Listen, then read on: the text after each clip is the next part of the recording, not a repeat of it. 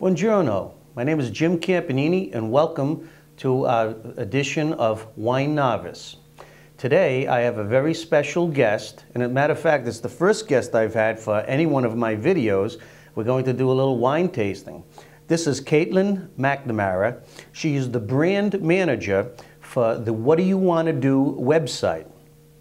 And if you ever want to see some of the best deals in the Merrimack Valley for restaurants and recreation and leisure, go to WhatdoUwannado.com. There's some great coupon and discount offers. Am I right, Katelyn? Absolutely. If you watched my last show, I told you little things about the noble whites, the Cabernet Sauvignon. We did the Riesling, and we also did Chardonnay. Now I have put these nice bottles in bags. Katelyn does not know what they are, and I've put some sample foods out here, something that is going to inspire the taste buds. A very simple test. This is a low-budget show. That's why they call me the Wine Novice. But we have some buttered popcorn here. Like I said in my last show, remember, there's different attributes in food that bring out the wine. Now, in this selection, there's nothing that is a wrong answer. But certainly some of these flavors in the wine, combined with these foods, are going to enhance your palate.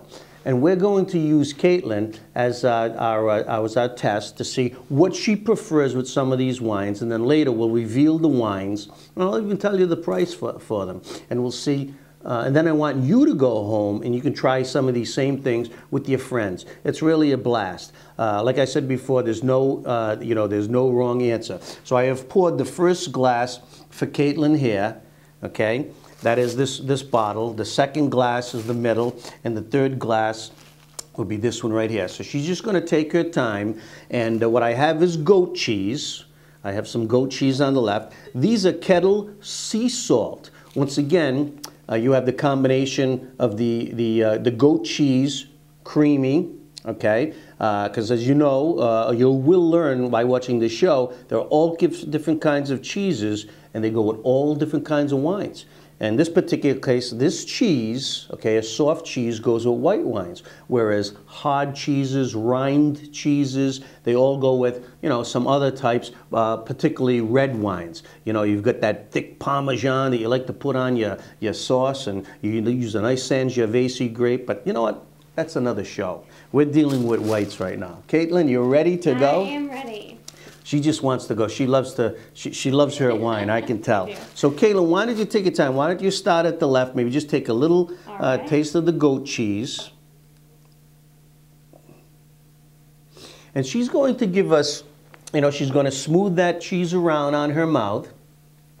And then she's going to just take a little sip of her first wine. And then she's going to smooth it around and tell us what she thinks of it.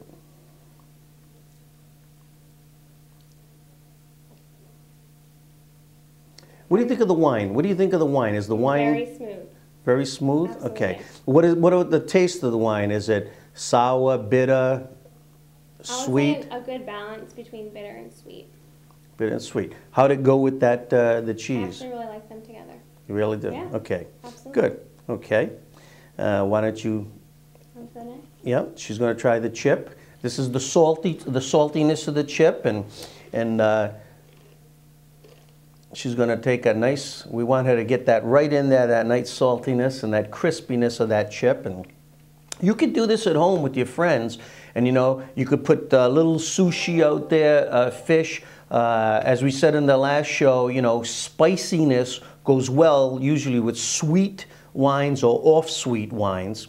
White fish, though, a good Chardonnay, a Sauvignon Blanc, or even a creamy butter sauce. Some people say, gee, you're not going to serve Alfredo with a Chardonnay, but that's not necessarily true. If it's that buttery creamy that you want that you're going to accent, you might try a Chardonnay.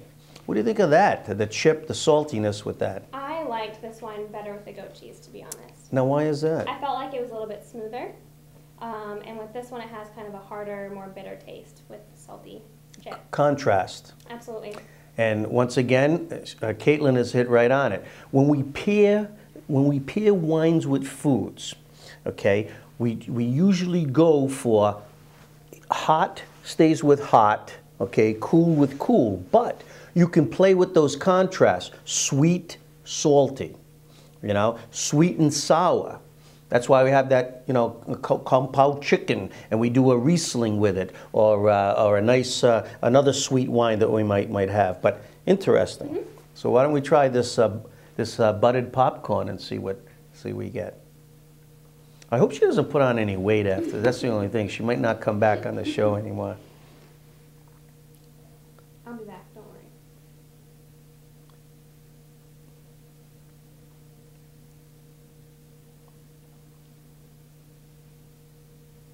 I still have to say I like it best with the goat cheese. Yeah, see? Okay, but you see the contrast. She had the salty chip, and she liked that with the wine, and the buttery was a little different. So your palate reacts a little differently to what is in that glass, and that's why we drink wine, because we like to explore and learn these different things. Okay, why don't you take a little sip of water?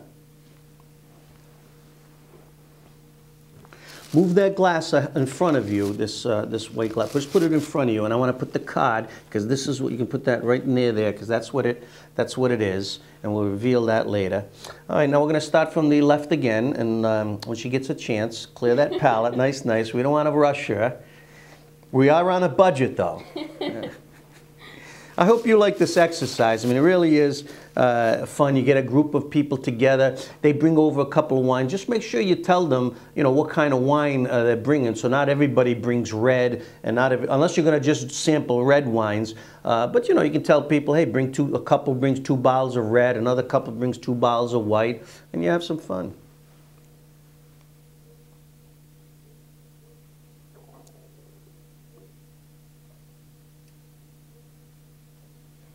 What do you think?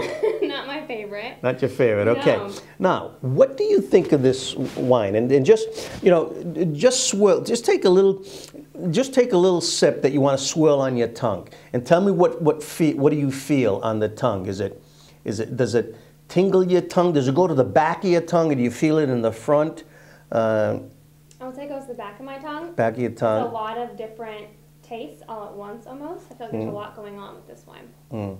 Okay. You think it might be a little complex? Very complex compared to the last one, I would say. Yeah, okay.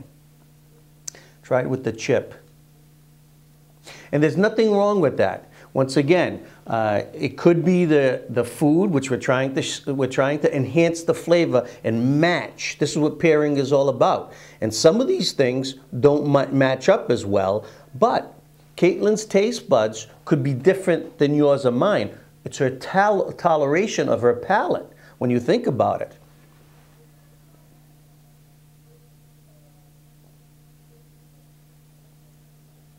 It was better with the potato chip.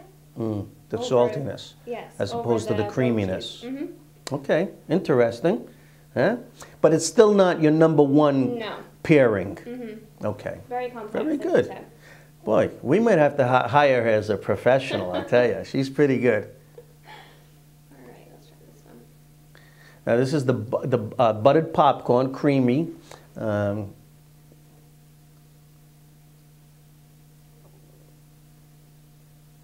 Would have been nice if we were doing the reds. We could do nice ravioli and everything, but.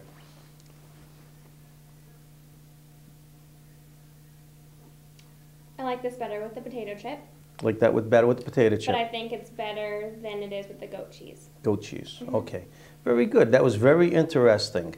And do you think you might drink that wine just on its own, and maybe? Me personally, I don't think I would. Okay. Why don't you put that in front of you? All right. We'll put that right there. Okay. And we're going to start with number 3. Now, some of you people at home, if you watched my last show, you can probably look at the color of this wine, and you might be able to determine what it is. And I think that maybe Katelyn probably might know too, but we'll see how it goes. She's trying the goat cheese.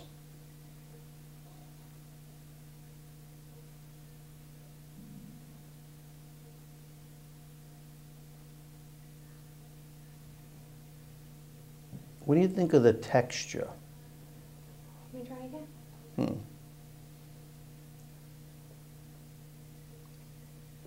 Is it light, this wine, or fuller than the others? What do you think? Is it medium? Is it light-bodied as opposed to full-bodied? When it comes across your tongue? I think it's more full-bodied than the first wine was. Hmm. But it's hard for me to tell between this one and the second one that we tried. More complex, though, I would say, than both of them. Okay. And can you, what do you think of, just give me a taste. Can you taste any vanilla or oakiness? Or I think I tasted the oakiness in the oakiness, wine. okay. Mm-hmm. Okay, very good, very good. Very receptive. I have a terrible palate. I'm still learning, you know, but someone said to me the other day, could you smell that licorice in the red wine? I said, licorice, you know, but it's all degrees, you know, as you refine your nose and get better at it. I think you know, the more you explore and you learn, it gets easier. But I can get some basic notes out of most of my. I can tell the difference at least between citrus, pear, the lemon, the apple, and the nice chocolatey Cabernet. Again, I think it's a very complex wine, even with the salty potato chip. But going back, Mm-hmm. okay, thinking back, what do you think was the best wine so far with that potato chip? The first or the second? The first Or I definitely this? liked with the goat cheese.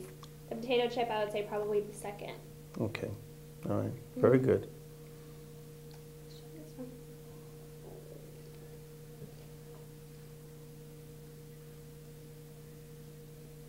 Once again, we're doing the, you know, we're contrasting some of these different things. One of the biggest gaffes people make is on Valentine's Day. You know, we pair the chocolate with the champagne, and that is basically like brushing your teeth and having orange juice. Okay, they just don't go together, but yet we keep doing it and stuff. But what do you think of that? I might take my last comment back. I now think that this is better with the potato chips over the goat cheese or the popcorn. Very good. Okay. So if you had to match up one of these wines with one of those foods, not saying that it's the best combination, but if you had to do number one with the goat cheese, number two or whatever, what do you think you might have? Now you can go back and sample a little if you want, but I would say wine number one would go best with the goat cheese. okay. Wine number three would go best with the potato chip. Okay. And then wine number two would go best with the buttery popcorn. Well, okay. Why don't you put that wine ahead of you? And you did very well. Thank you. Okay.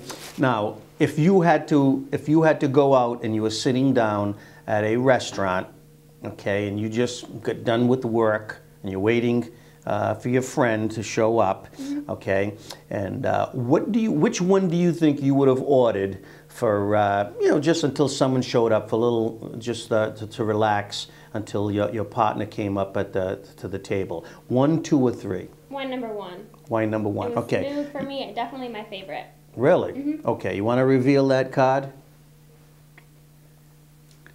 That is a Riesling, and that cost $12 a bottle. That is a German Riesling from the Moselle Valley. Very sweet, okay, and as we said in the last show, you know, the less alcohol, the more sugar, okay? So you always want to check your Rieslings, all right? The higher the alcohol content is going to be less sugar. So that's how you can tell if it's an off-dry Riesling, okay, or a sweet one. If you don't want the really sweet, I mean, the off-dries are very, very good. And once again, you match those up with the foods. But you did very well. Now, Riesling also goes well with sushi, spicy sushi. Once again, the sweetness with the contrast, you know, so very good. The second. Okay, Chateau Saint-Jean, that's the Fumé Blanc, or a Sauvignon Blanc. California version, Chateau Saint-Jean, they call it a Fumé Blanc. Fumé is foggy. It comes from the French version of Puy Fumé, which is a great winemaking region in France. So, and you matched that up basically with... That wine was my wine for the popcorn. Popcorn, okay. That wine is very oaky. That's been in French and American bottles for 5 months. So it actually adds a little more layered texture. The Rieslings, I want you to know, are never put in oak, okay? You'll never find an oaked Riesling, okay? So you'll never get that vanilla taste, that creamy taste. You're also always going to get that acidy taste, okay? Let's see the third. I think we all know what the third one is. A Rodney Strong Chardonnay, $13.99. Very good. We said that went well with the potato chips, okay? The saltiness, okay? You can use that, once again, a Chardonnay, and I think we're going to do this in another class because the Burgundies, which are the Chardonnays in France, okay, they very rarely supply that you know, that creaminess, that butteriness. Now, there are great French wines that they do that to malolactic fermentation, but there are some great ones that are just citrusy, that they build up the acid content. And why do they do that? That acid cuts through, you know, the fish oils. When you have a nice salmon, you usually want a glass of Chardonnay. It's not a creamy Chardonnay you don't use because that would probably fall flat. Might taste well for some people, but most of the time it'll fall flat. You want something to cut through those oils. A Chardonnay, believe it or not, tastes good with a balsamic salad that cuts right through that balsamic vinegar. A Sauvignon Blanc does the same. Also a good pairing. So I think what we've learned today, it really doesn't matter, okay, what foods you choose and what wines you choose. It's how you enjoy those foods. So it's good to explore, have some fun with friends, do your own wine pairings, you know, and determine what you like best. Once again, if you read my wine blog, I told you, keep a wine journal. Write down what you think goes best with the wine. And just because it doesn't mean lead to a good experience, if the wine doesn't taste good with that food, don't blame the wine, okay? Don't blame the food, blame yourself. You just haven't found the right match, that's all. Katelyn, any closing thoughts? None today. Thank you for having me, though. Well, I want to thank you for being on the show. And remember, Katelyn is around the region. She goes a lot of places. And if you see her, say hello. She has her own video that runs on the What Do You Want to Do website, WhatdoUwannado.com. She has her own video on there where she tells you some of the most exciting deals and places to go throughout the Merrimack Valley. So if you see Katelyn, say hello. Once again, this is Jim Campanini from Wine Novice. Happy wine.